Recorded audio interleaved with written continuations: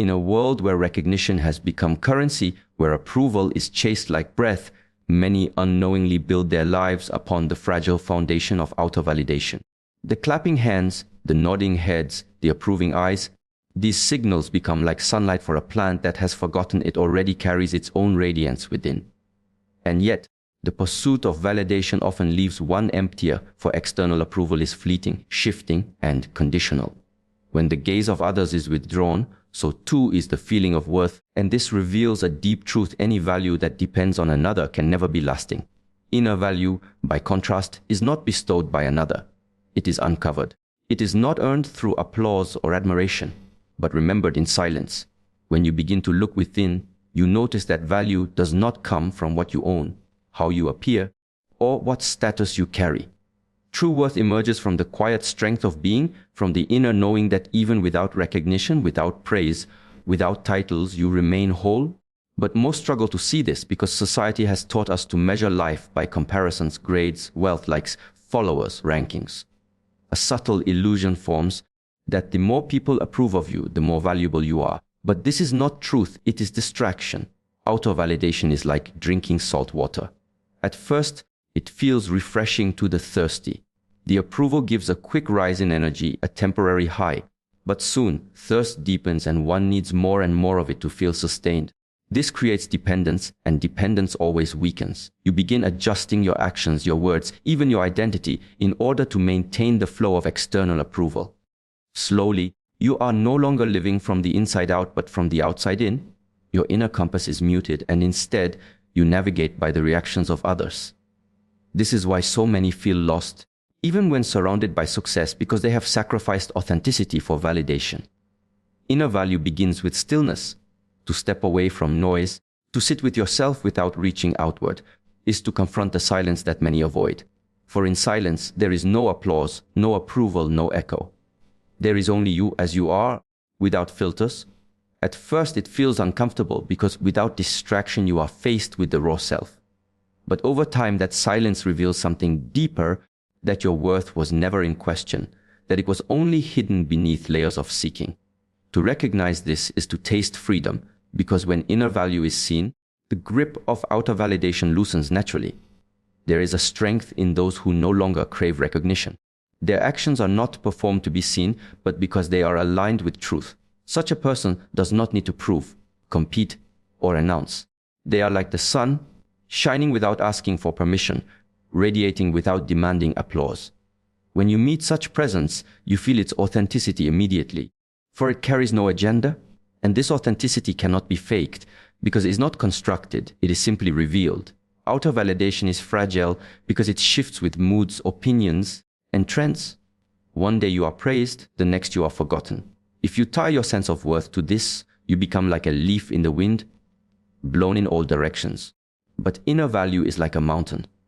Storms may come, winds may howl, yet the mountain does not bend. This stability comes from knowing that value is not earned by approval but by being. The more one remembers this, the less one is affected by the changing tides of recognition. There is also another dimension to this. When your actions are motivated by outer validation, you are always performing. But when your actions are motivated by inner value, you are expressing. Performance seeks reward, while expression seeks nothing. Performance drains, expression flows. And from this flow, creativity, clarity, and strength arise naturally. This is why inner value is not only more stable, but also more powerful. It allows you to live authentically, to act with integrity, and to give without the hidden demand of receiving. The journey from outer validation to inner value requires courage, because it is easier to follow the crowd, to adapt yourself for approval, to keep adjusting until everyone is pleased. But what is the cost of this? The cost is yourself. To reclaim your inner value means to be willing to disappoint others, to be misunderstood, even to stand alone. Yet, in this very willingness, true freedom is found, because your worth no longer depends on another's acceptance. Look closely, much suffering arises not from what life brings, but from the constant measuring of oneself against external standards. And these standards keep shifting, leaving you chasing an ever-moving target. Inner value requires no chase. It is unmoved, unshaken, unchanging. It is present in the same way breath is present, though often unnoticed. Once you stop chasing, you begin to feel it. Once you stop comparing, you begin to see it. And once you stop asking for permission to be enough, you realize you always were. Those who rest in inner value become resilient. Criticism does not crush them. Praise does not inflate them. Rejection does not define them. And approval does not bind them. They are steady because their center is within, not without. This steadiness becomes strength, and that strength becomes peace. In a noisy world, they remain silent inside. In a world of constant measurement, they remain immeasurable. And this is the power of choosing inner value over outer validation. There is a kind of energy that is not noisy, not dramatic, and not forceful. It does not come from endless movement, chasing, or striving. It arises when you are still, when the mind rests from its constant chatter, and when clarity reveals itself from the quiet depths within. This is the energy of stillness and clarity. It is subtle, but it is also powerful. It is calm, but it can move mountains. It is not born of restlessness, but from presence. When one becomes still, they discover that the mind itself is like a lake. If the water is stirred, if waves are constantly crashing, the reflection becomes distorted. You cannot see your face in the water if it is troubled.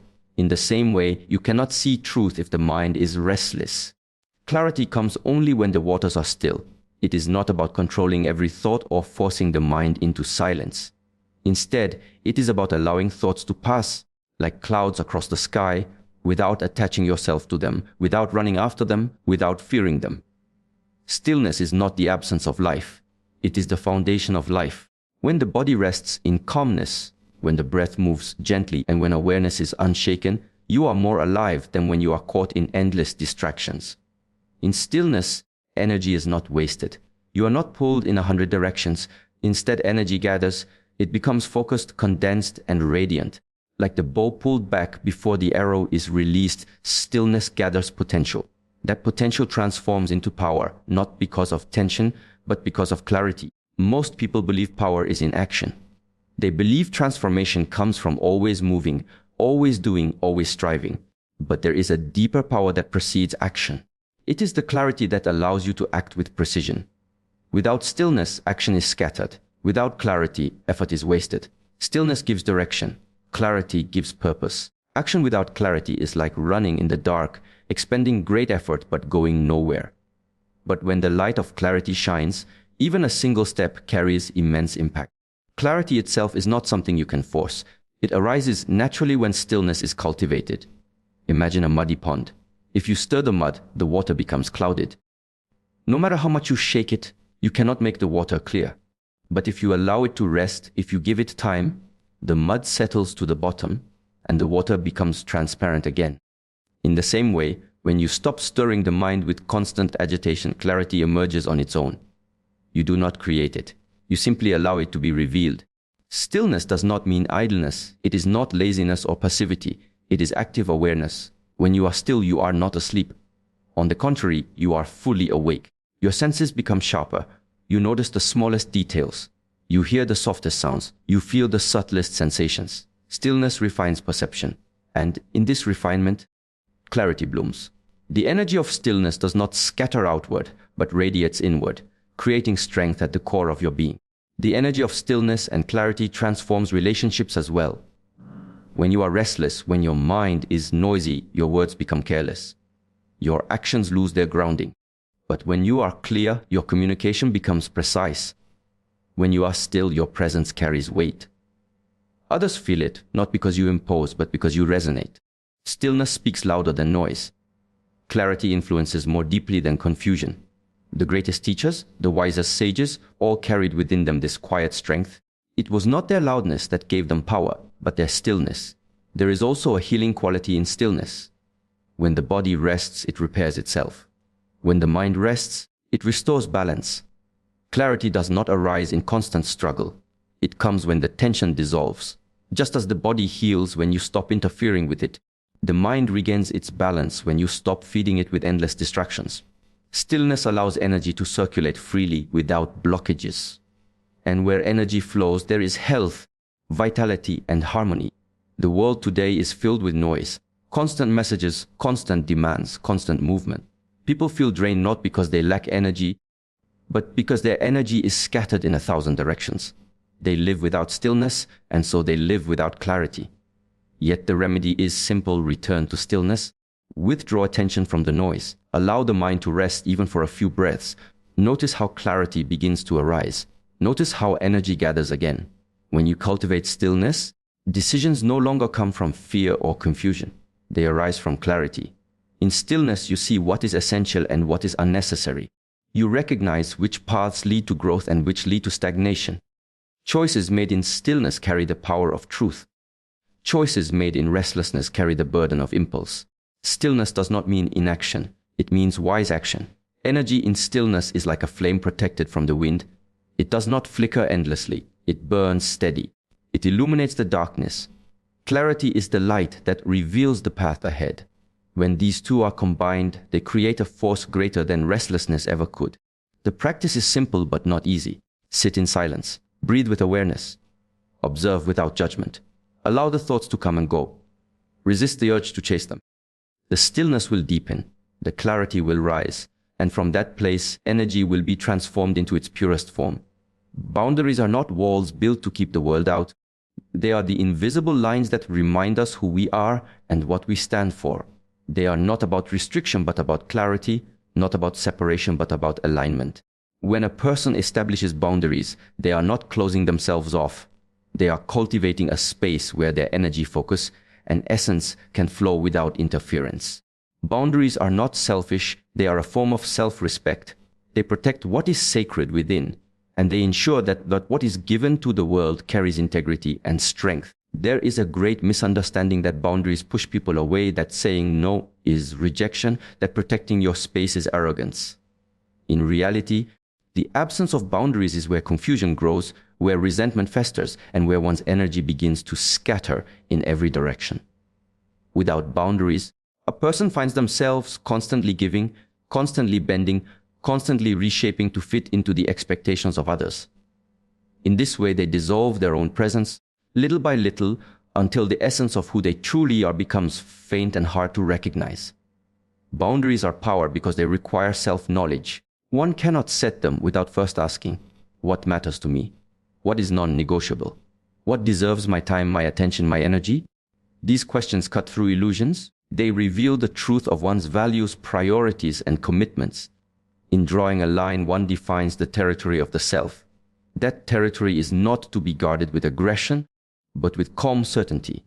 For when boundaries are firm yet compassionate, they teach others how to interact with us, how to respect us, and how to meet us without overstepping. The strength of boundaries is also the strength of presence.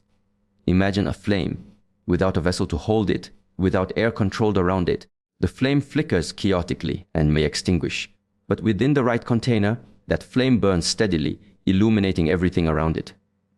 Boundaries act like that vessel. They provide form to the fire within.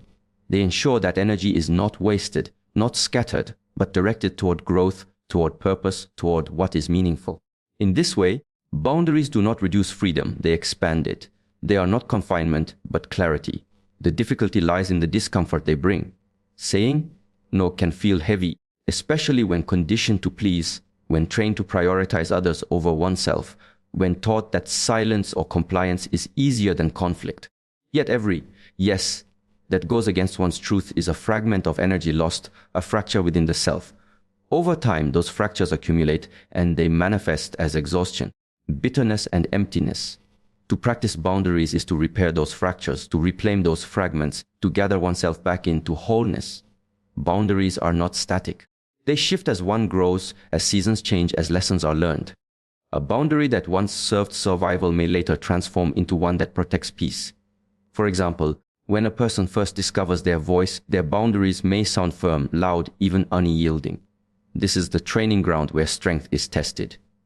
But as wisdom deepens, boundaries soften in tone but sharpen in clarity. A gentle gesture, a calm word, or even silence becomes enough to communicate where the line stands. Power does not need to shout. True boundaries radiate from presence itself. When boundaries are neglected, life becomes entangled. One finds themselves burdened with responsibilities that were never theirs to carry, promises made under pressure, expectations accepted out of fear. This entanglement creates inner tension because the body and mind know when energy is misplaced. The body grows restless, the spirit unsettled, the mind noisy. Rest cannot come to a person who is stretched beyond their limits. Peace does not dwell where one's essence is constantly invaded. Boundaries restore that peace. They are not about controlling others, but about choosing where to stand. They are the anchor that holds firm while the world pulls in countless directions. Power also lies in recognizing that boundaries are not only external. There are inner boundaries that are equally essential. The boundary between thought and reaction, between impulse and response, between fear and action. When the mind runs unchecked, it crosses boundaries within itself, spilling into territories of worry, anxiety, or obsession.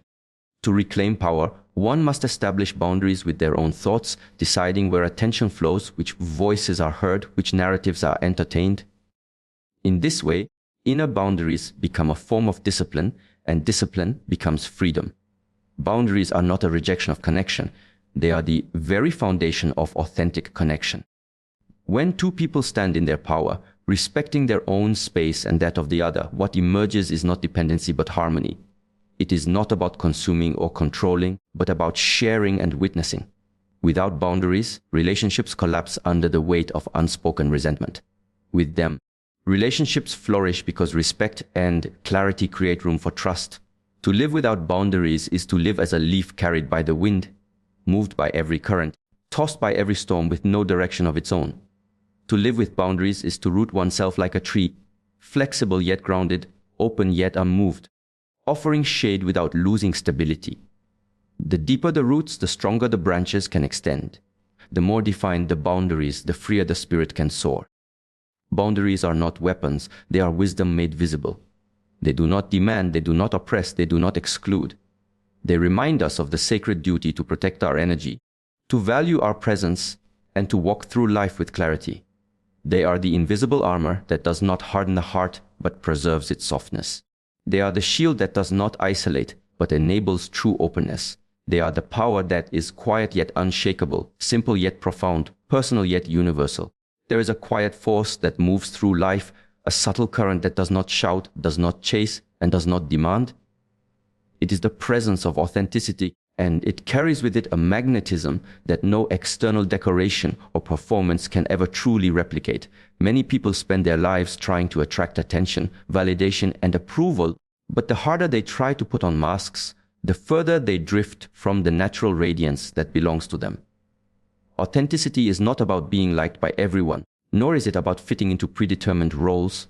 It is the art of aligning your inner world with your outer actions so completely that there is no contradiction, no fragmentation, only presence.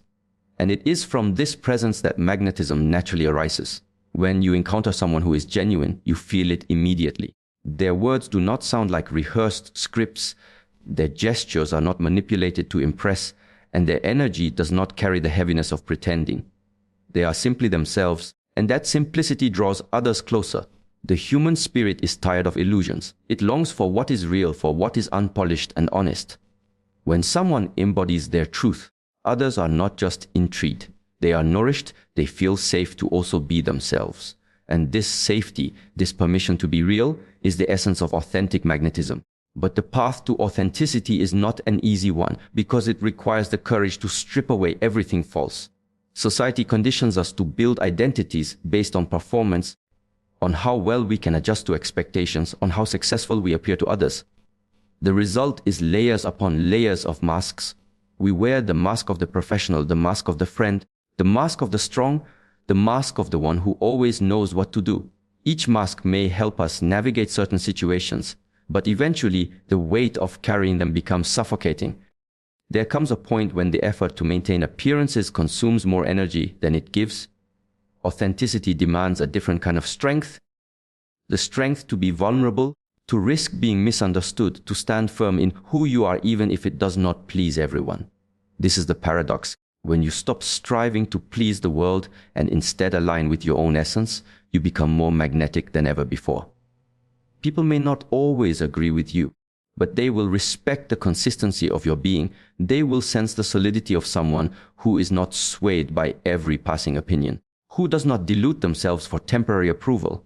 The magnetism of authenticity is not loud, yet it is undeniable. It does not come from force, but from resonance. Just as a tuning fork makes another vibrate when struck, an authentic person awakens the dormant truth in others. When you speak from a place of honesty, your words carry weight not because they are clever, but because they are rooted in lived experience. When you act in harmony with your values, your actions inspire without needing to be announced. Authenticity spreads like an unspoken permission. It tells others, you too can stop pretending. You too can return to yourself. Energy moves differently when it is authentic. A lie always feels heavy, it requires constant maintenance. Pretending consumes life force because it demands you remain vigilant, always guarding against being exposed. Authenticity, on the other hand, releases energy. It feels lighter because it requires no maintenance. You do not need to remember who you are supposed to be in each situation, you simply are. And this ease, this lightness, becomes radiant. People feel it before they understand it.